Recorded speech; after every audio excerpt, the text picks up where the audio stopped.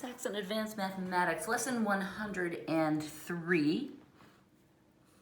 We are coming in here close to the end of week 27. I had to go out of town and had a couple complications in my life, so I'm a little bit off my original schedule, but I will be working all the way through to lesson 120 before I stop for summer. I'm going to finish this course. So thank you for adjusting your timing to align with my timing, and we will continue to have fun for a few more weeks. All right, lesson 103 is about logarithms. Logarithms again. Here's an important thing I want to tell you about logarithms.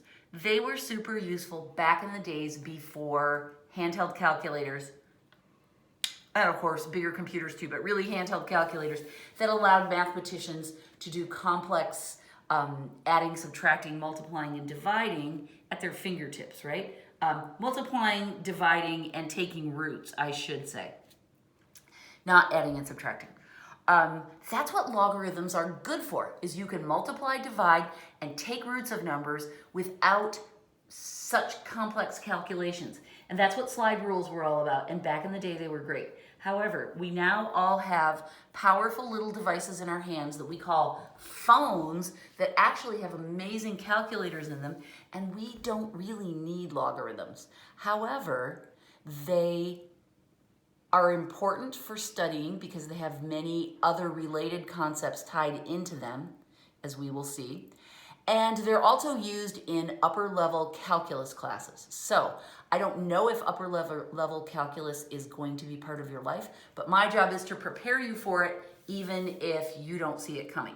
So that's why we study logarithms. It's kind of like studying Latin, and at the risk of being a complete snob, I would say it's what smart people do. It's kind of like geometric proofs. They might not be super useful, but smart people just study and learn certain things, and congratulations, you're a smart person.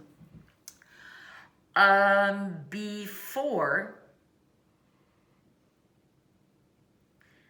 we dive into this, I want to review something that goes all the way back to your Algebra 1 days. It's a chart. You know I love a good chart. It's got a title row, and then we're going to divide it and then create a total of 3 more rows. All right? This chart is our rules for exponents.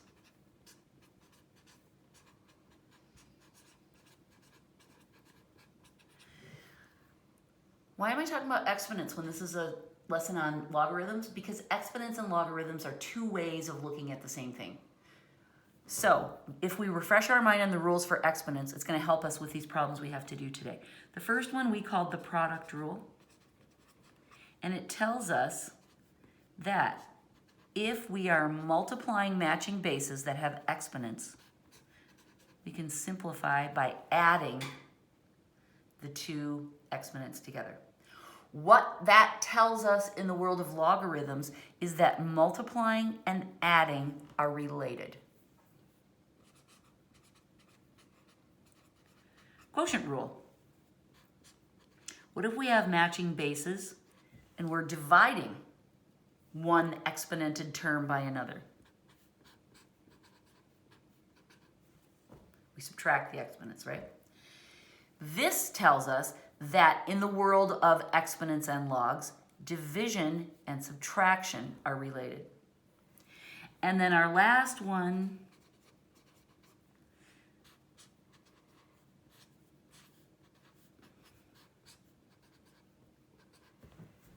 the power rule, which is the one that translates the least strongly to the world of logarithms. What we can say about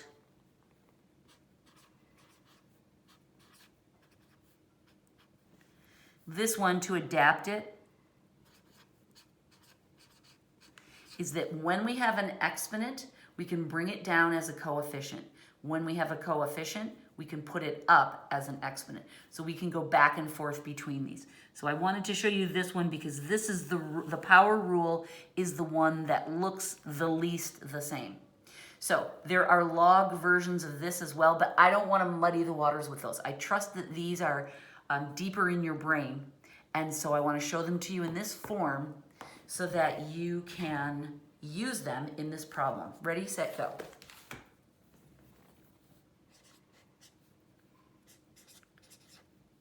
Write the following expression as a single logarithm.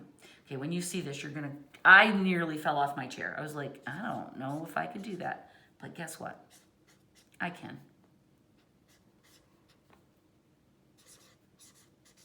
Natural log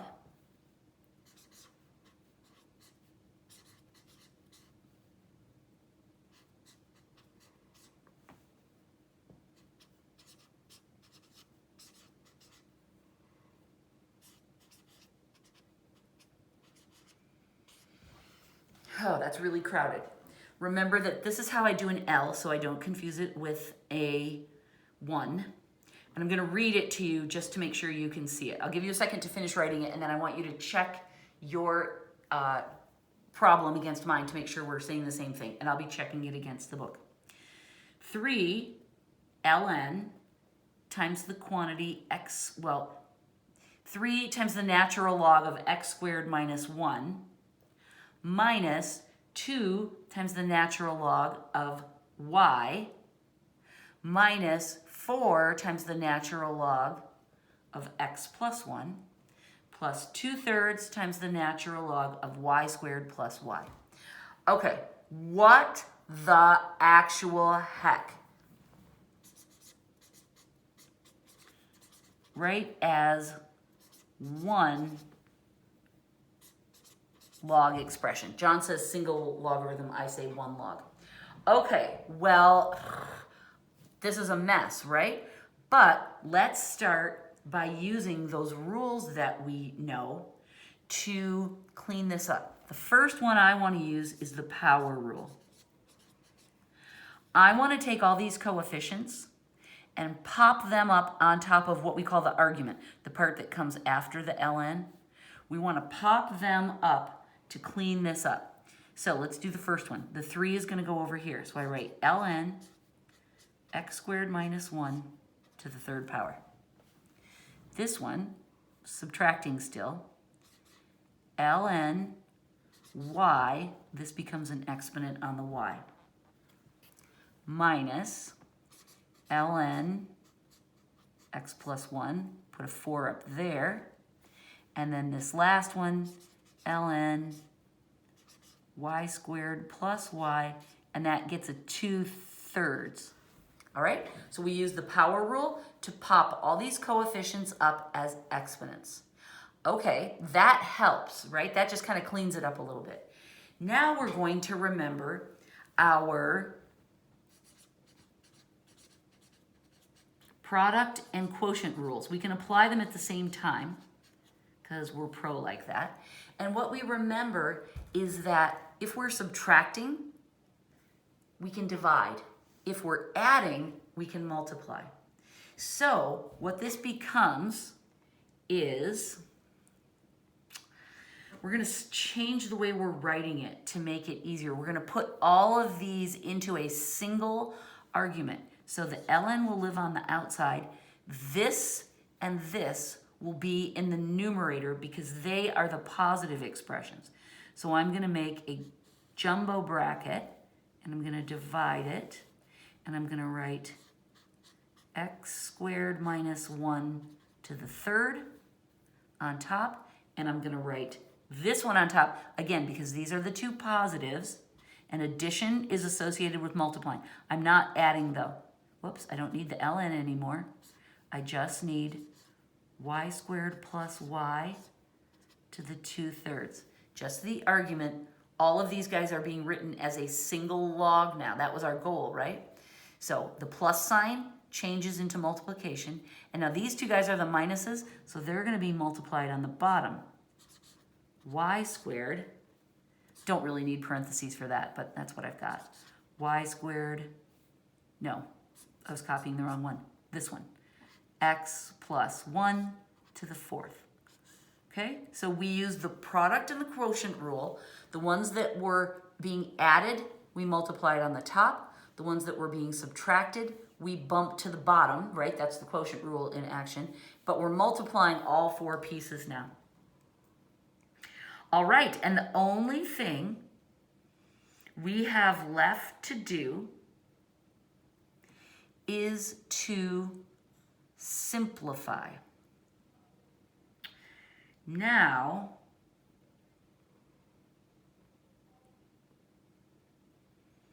how the heck are we going to do that, right? We can factor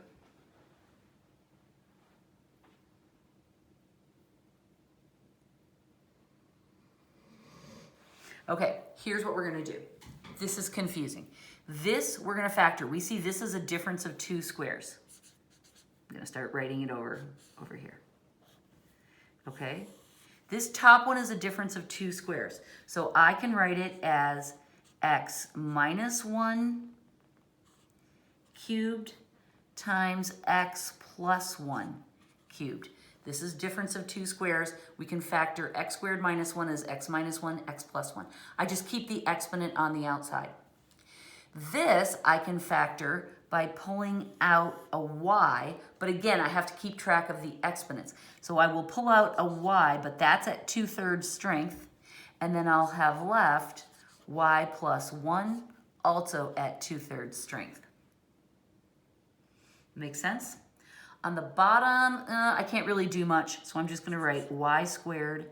I don't need the parentheses here. And then x plus 1 to the 4th. Okay. Now, let's see what we can cancel. This we can't do anything with. This is going to stay. This, let me use some different colors so you can see.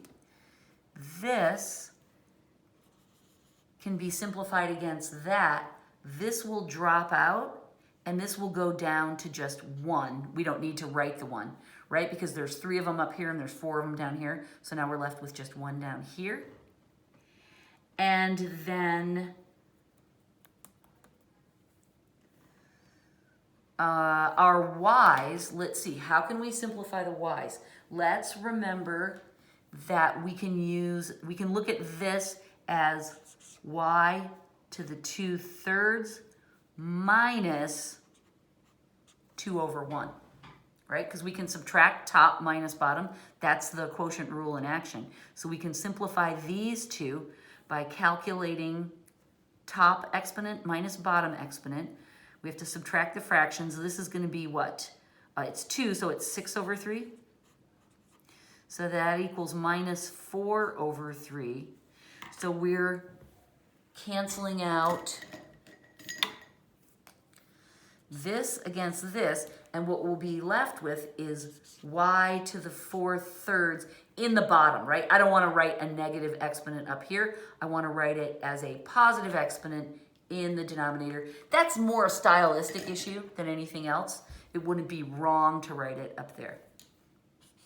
Okay, let's see if we've done everything. We can't simplify this. There's nothing in the bottom that looks like that. We can't simplify this anymore. We can't simplify that anymore. So here comes our final answer.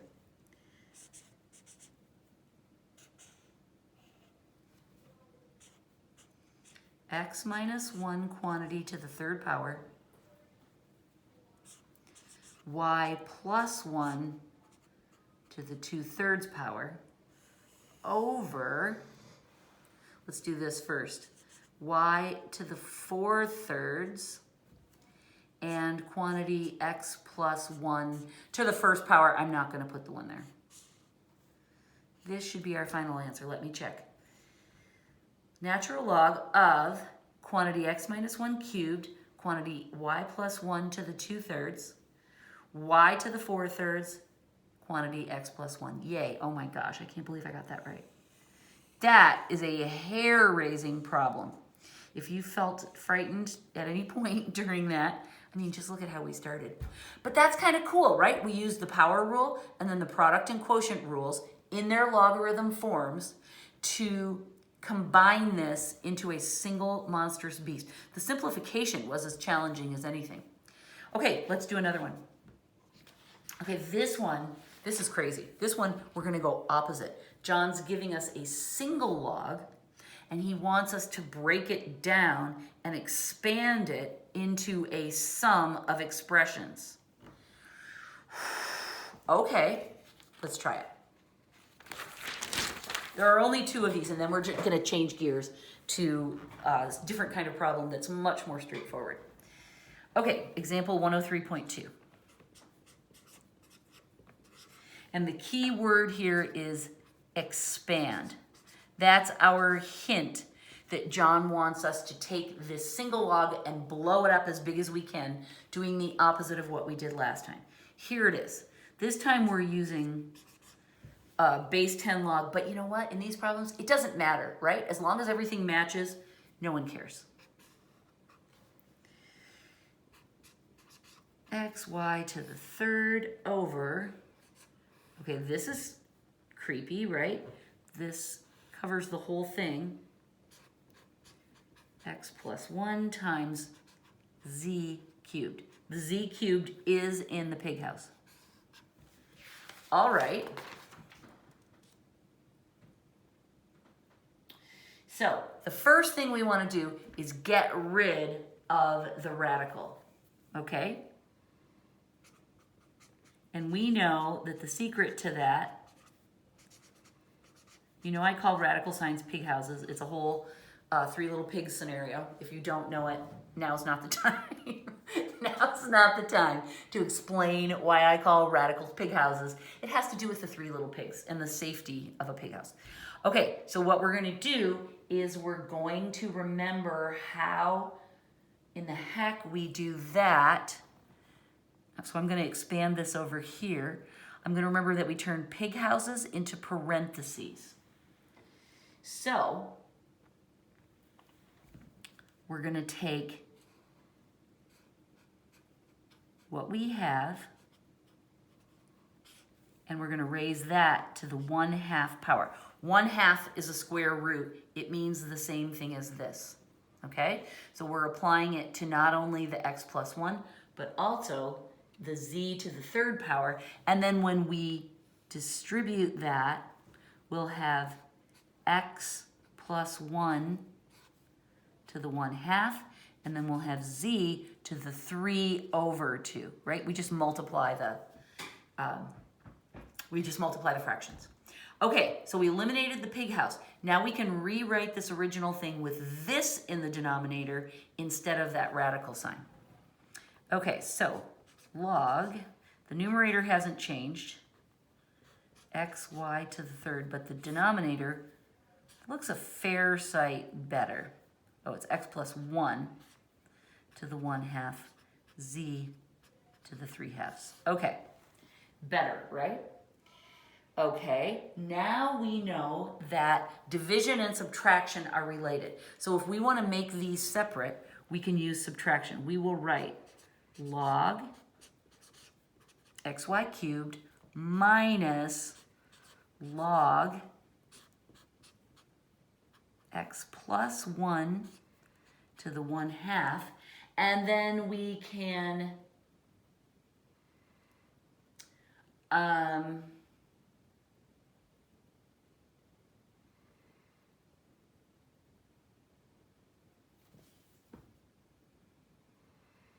John does this, and I don't think it's wrong. Let's put this in parentheses and put the whole denominator as a single subtraction. So then this would be plus the log of z to the 3. What we're doing is we're recognizing that all of this denominator is being subtracted, but these two are also being multiplied, right? So there's the multiplication with the addition, and the subtraction covers the fact that they're also in the basement. So we're going to deal with this at the end and just break these down. Now what I want to do is break these down, right? Because these are 2 things being multiplied. We separated these 2 things being multiplied first, and now I'm going to do the first 2 things. So we can write log x plus log y to the 3rd minus, I'm not changing any of this, log x plus 1 to the 1/2 plus log z to the 3rd Those are all, that's the old denominator. We have to deal with the fact that we're subtracting.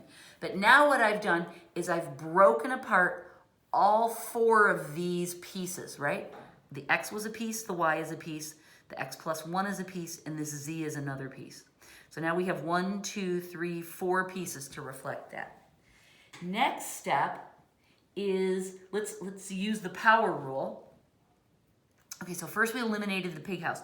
Then we used power and quotient, or no, product, sorry. Product and quotient happened next, kind of together. I did it in 2 steps, right? I broke apart the bottom first, and then I broke apart the top. You could do that in 1 step. I just wanted to show it in 2 steps because I want us to be very careful about the fact that we're subtracting that old denominator.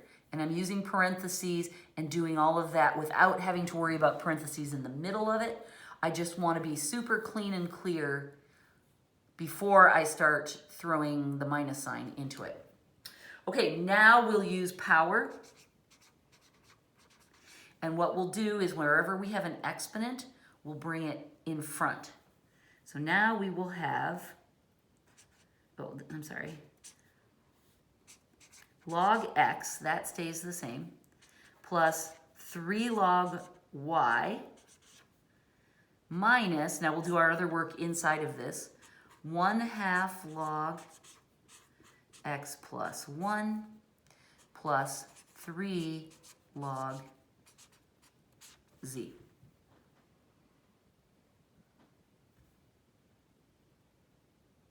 Oh, you know what I did? I dropped the 3/2. I was like, wait a minute, what happened to our 3/2? So this would be 3/2. So it doesn't change what we did. I just forgot to put the denominator there. My bad. Okay, it belongs there. Okay, ready? We're almost there. The only thing we have to do now is just distribute this minus sign across our parentheses. We're finally putting the quotient rule into full bloom, and our final answer will be log of x plus 3 log of y minus 1/2 log x plus 1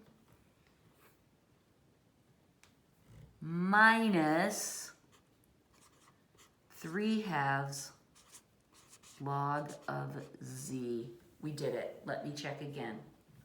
Log x, 3 log y, minus 1/2 log x plus 1, minus 3/2 log z. Yay! That's right. That's the expanded form of that original log that we got. We cleaned up the radical. We used the product and the quotient rule to separate each individual base, right? That's what we did. We separated each base into its own log function.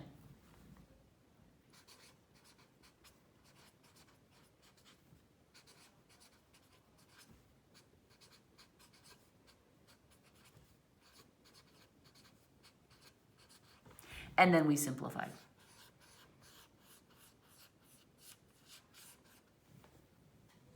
All right. Whew, that's crazy, wasn't it? All right, the second part of this lesson is much more straightforward. Just going to throw a couple formulas at you and a little bit of science. This is called the power of hydrogen. Power of the hydrogen, if you want to be specific. It is a scientific calculation, as you might have guessed. There was a very cool scientist named Soren Sorensen. And I want to write it down. I'll tell you why. Because he has dots over his O. Soren Sorensen.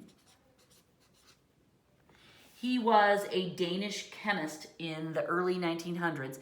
And he found that there's a relationship between the acidity of water and the concentration of hydrogen ions. We don't have to get into the sciencey bit of it in order to use it. We just know, let me just show you 2 formulas and then define them.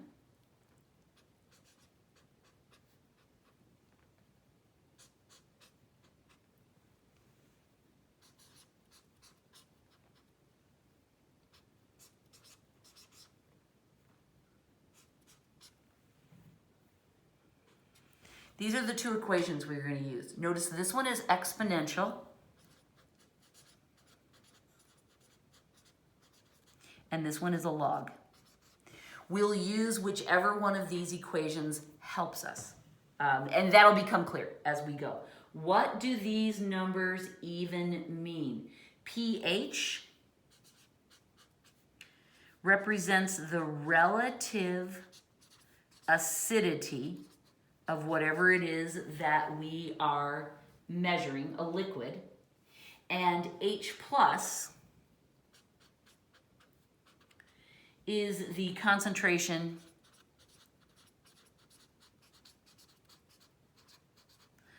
of hydrogen ions.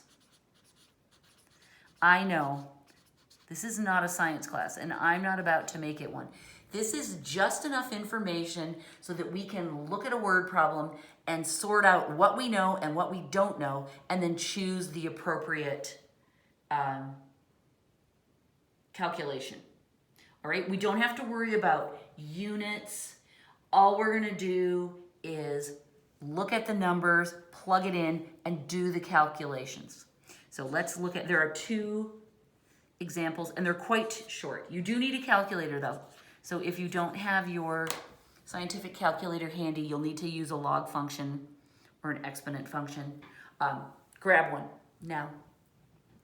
Okay, ready? Find the pH of a liquid. So that's telling us find the pH if H plus, I don't even know if that's how you say that, equals 4.03 times 10 to the minus 6 moles per liter. I'm not even going to write down the units. They don't help me. All I'm interested in is the numbers and which symbols they represent. So what I see is that we know this and we want that. So that tells me this would be the right one to use, because all I have to do is plug this value in here, use my calculator, and then I'll have the number that I need. The numbers don't mean anything to me yet because this is not a science class, but that's okay. We're just learning how to use these formulas, and honestly, they're simple little log calculations. So the reason I chose this one is because I know what H plus is, and I can use that over here in this calculation. What I want to find is all by itself over here. So I like that. So P, it's lowercase p, uppercase H. So the pH, the power of the hydrogen, is going to be minus the log of 4.03 times 10 to the minus 6. Beautiful. Okay, so this is when you use your calculator. And in order to do this, what you're going to do is enter 4.03 and then multiply, then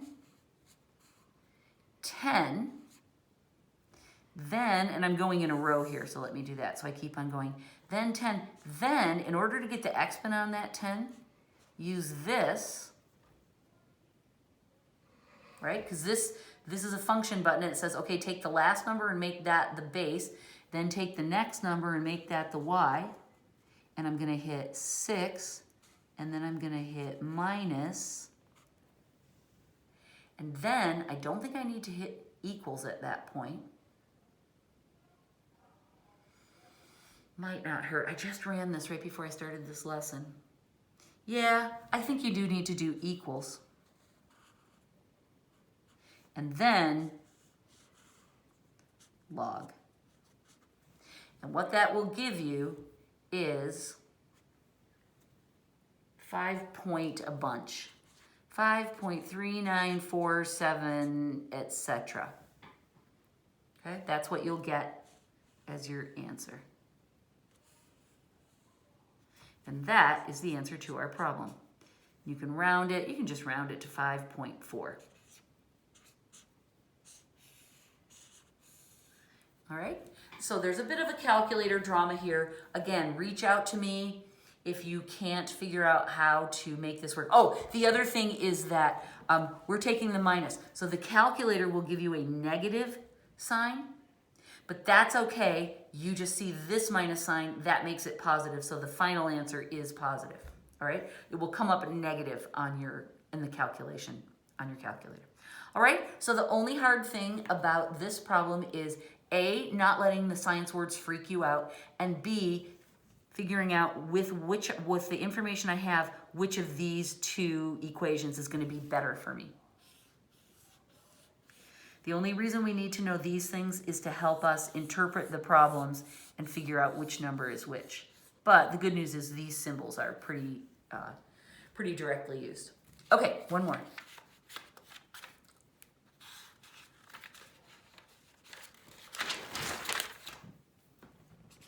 Example 103.4. Find the concentration of hydrogen atoms. And it shows that little symbol after the words hydrogen atoms. Find hydrogen atoms, H+, if the pH of the liquid is 7.05. Okay, so this time John's given us the opposite scenario. This time we know the pH and we want that. So that's a pretty good hint that we're going to want to use the other equation. And I look just to be sure, 10 to the minus pH equals H plus. This is our the other formula. This is the exponential formula. So we go, oh, okay, this is not dramatic. We see that we know this number, so let's use this. So 10 to the minus 7.05 equals H plus. And so once again, it's a great idea to use that XY key. So what we want to do is we want to enter 10, then the XY key. Sorry, I really wish I had another calculator that I could use. I should work on that. 10 to the XY, and then we enter 7.05, not 05. And then we use the plus minus key to flip it around, and then that should give us exactly what we need. My calculator rather, showed the solution as 1, 2, 3, 4, 5, 6, 7, 8, 9, and then it went on from there. This is what my calculator, let me just check and make sure I put the right number of zeros in. Yes. That's what came up as the solution on my calculator. That is correct, but you'll notice that John writes the answer as H plus equals 8.9 times 10 to the minus 8. So we check and make sure that this answer equals this answer. 1, 2, 3, 4, 5, 6, 7, 8. Yes, that would put the decimal right there between the 8 and the 9. That's exactly what we have. This I would not mark wrong, but this is a much more mathematically sophisticated way to write the answer. And especially because this is a science-related problem, this is a science formatted answer, this is much more preferable. If you gave me this on a review problem or a test, I would ask you to restate it in scientific notation. Okay, that wasn't so bad, right? That was using the calculator and some weird science, but the calculation was easy. All right, that is our fun logarithms lesson. Thank you. Goodbye.